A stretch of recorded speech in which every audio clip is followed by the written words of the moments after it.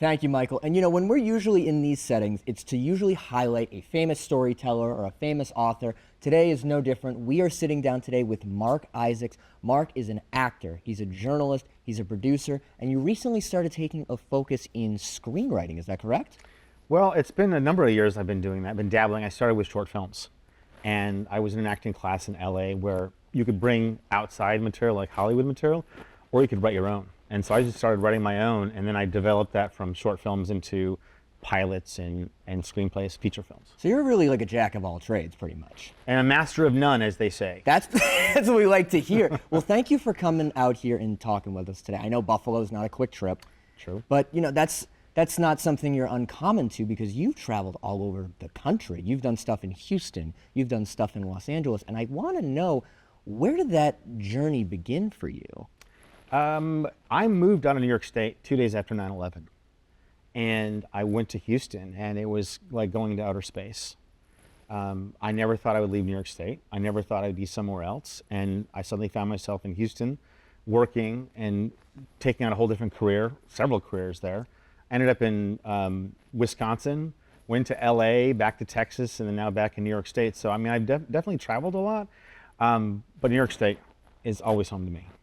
And I've been to Houston. I got to know, what did you think of Houston from the television environment? I worked at a talk show, and so Oh my God. it was really cool because it was a talk show that that ABC ran, and ABC, owned by Disney, had put money into the show and was developing it as a national show. When I came on board, it was the final year of the show before it got canceled. So I got this great peek at what producing a potentially national property would look like. And that meant flying in guests from everywhere. I could fly guests in from LA, I could fly guests in from New York. I would meet people like Destiny's Child, fashion designers, actors, that kind of thing. And I was producing one of the 5 episodes every week. And so I was working as a full-time talk show producer, which I never would have guessed when I was doing news back in local stations in New York. I never thought of myself as an entertainment or a talk show producer, but it was amazing. And you've been in TV stations like ABC, CNN, CBS, all the letters. Mm-hmm. And it all, like I said earlier, it all begins here in the North Country. You've even worked with WWNY. You started at, if I'm not mistaken, FSR in Ogdensburg, and you've even done some stuff with Z93. So tell me a little bit about those experiences. I loved radio. I mean, I grew up listening to the radio. I grew up calling into the stations and winning contests. I won so many contests in high school that they limited at that point. You couldn't win more than one every 30 days. And my boss at FSR got a job in 1996 at Channel 7 doing weather. And I'm like, I want to do what he's doing. And so that became my transition into doing radio and TV. But the real pivot was when they started the expanded morning show. And they asked me if I wanted to produce. I hadn't been a news producer. I hadn't done anything really with news. But I was a good writer, and I knew how to learn TV writing. And so they trained me to take over producing the morning news, and I loved it. It was very different than being on the air. It's very different to be the person that's shaping the story, shaping the experience for viewers, and that's what got me into doing news full time. And you've got to have some fun stories from the news that you are allowed to share on the air. Are there any that you can share with us? Well, actually, my freelancing, there's a great story.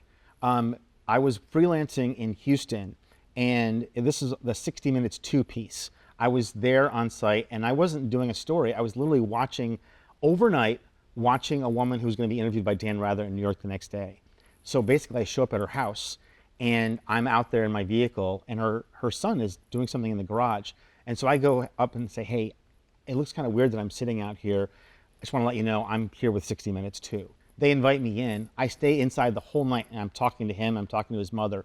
The next day, she flies out to New York, and she's interviewed by Dan Rather for 60 Minutes too. Like it's that kind of weirdness that when you go into a job as a producer, you never know what you're going to get. You never know what environment you're going to be in, what kind of people you're going to be in touch with, and it's kind of that excitement of the unknown. You just jump in the deep end of the pool and go for it. It's what makes this job so much fun. Yeah. And it's not just news you've done, because I see you've, like as you mentioned, you've been a weatherman. You were also a traffic reporter. But now you're starting to delve into the world of short films and, if I'm not mistaken, documentaries. Can you talk a little bit about that?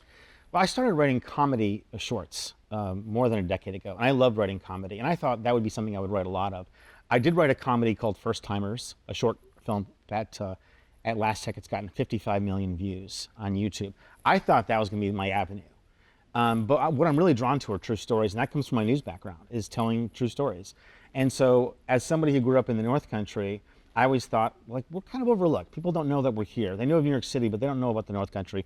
They don't know who we are. So I started looking, even when I was in LA, about how can I write about New York State people? How can I write about people who are not famous, but have like this national or international story appeal?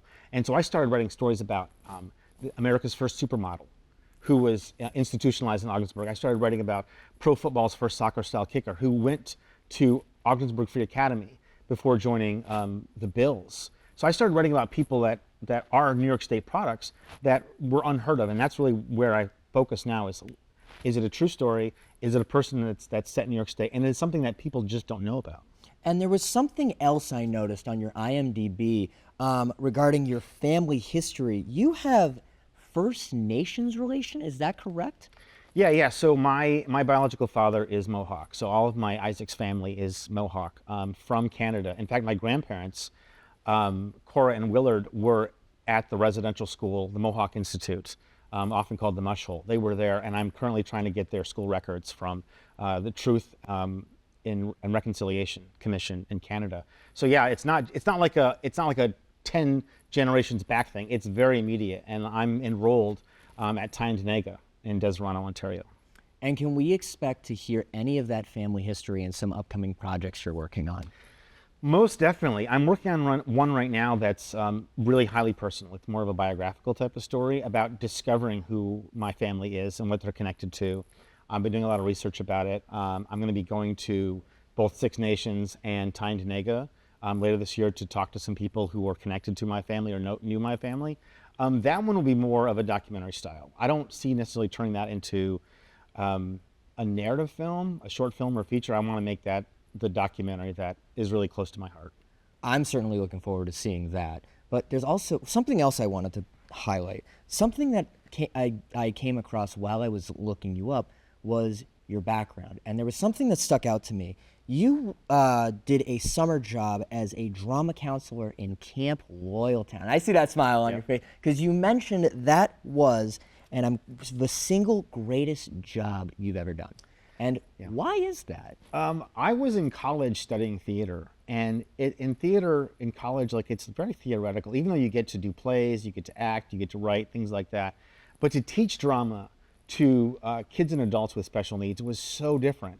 And one of the most marvelous things I experienced was I would have a class of teachers that were there with me, and they were helping their students, facilitate.